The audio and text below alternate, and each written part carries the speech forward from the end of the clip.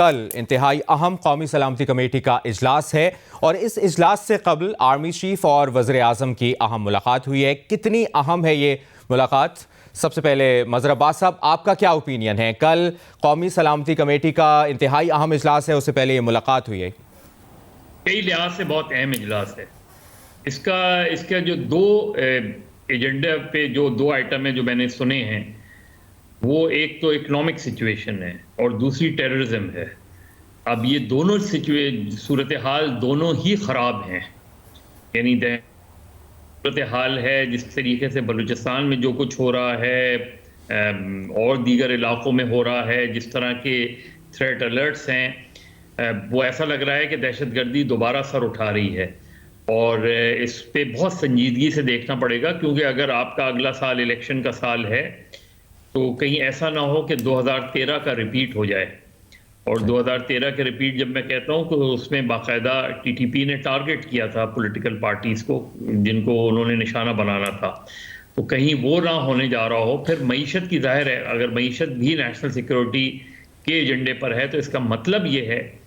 کہ یہ جو ساری چیزیں ہم سن رہے ہیں ادھر ادھر سے،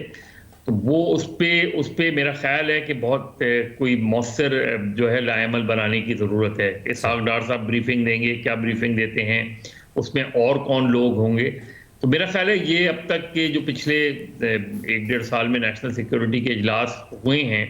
اس کے مقابلے میں یہ اس اجلاس کی بہت زیادہ اہمیت ہے، ہر طریقے سے، سیاسی طور پہ بھی، معاشی طور پہ بھی اور دہشت گردی کے حوالے سے بھی۔ کلاسٹا صاحب، یہی سوال آپ سے، کل ہونے والا قومی سلامتی کمیٹی کا اجلاس انتہائی اہمیت اختیار کر گیا ہے، آپ کا کیا کامنٹ ہے؟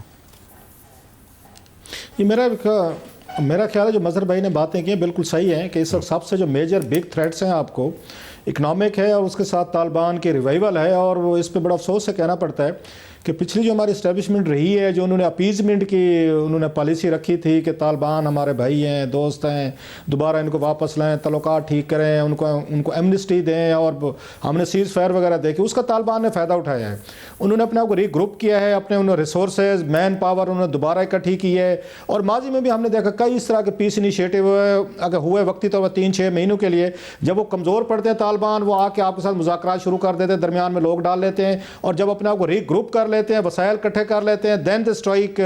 ریاست کو بھی مارتے ہیں، پھر اس کے بعد ہمارے فوجی شہید ہوتے ہیں، سویلین، پولیس، مطلب سارے کے سارے لوگ قربانیاں دیتے ہیں۔ پچھلی میں سمجھتا ہوں اسٹیبلشمنٹ ہے جو انہوں نے آ کے ان کو 2-3 سال انہوں نے رکھا ہے، حکومت بھی اس میں صاف ظاہر شامل تھی، اس کے نتائج اب ان کو بھگتنے پڑ گئے ہیں۔ جو موجودہ نئی اسٹیبلشمنٹ ہے یہ کہ ان کو اب سارے آپریشن کرنے پڑیں گے، اور بڑے دکھ کی بات ہے کہ جو اتنی بڑی قربانیاں دی تھی 70,000 ہم نے پورے ملک نے دی تھیں، بلینز آف ڈالرز کا نقصان ہوئے، جانی نقصان ہوئے، آپ نے اپنی پالیسی سے، اپنی اپیزمنٹ سے آپ نے دوبارہ سارا کا سارا ملیہ میٹ کر دیا ہے۔ اور میری اس دن بات ہو رہی تھی سابق D G I S I جو ہے یہ تھے، اس پہ جنرل جوید اشرف قاضی صاحب سے، تو انہوں نے یہی کہا میرے ایک سوال کے جواب میں، انہوں نے کہا جناب کہ ہم نے شاید جلدی کر دی تھی، کابل میں جب طالبان آئے تھے تو پوری قوم خوش ہو گئی تھی، ہم بھی خوش ہو گئے تھے کہ جناب کہ بس اب اس کے بعد مسئلہ حل ہے۔ تو پتہ یہ چلا کہ مسئلہ تو اب شروع ہو رہا تھا کہ پاکستانی طالبان نے وہاں سے انہوں نے انسپریشن لی ہے کہ اگر وہ کر سکتے ہیں کابل میں فتح، امریکہ کو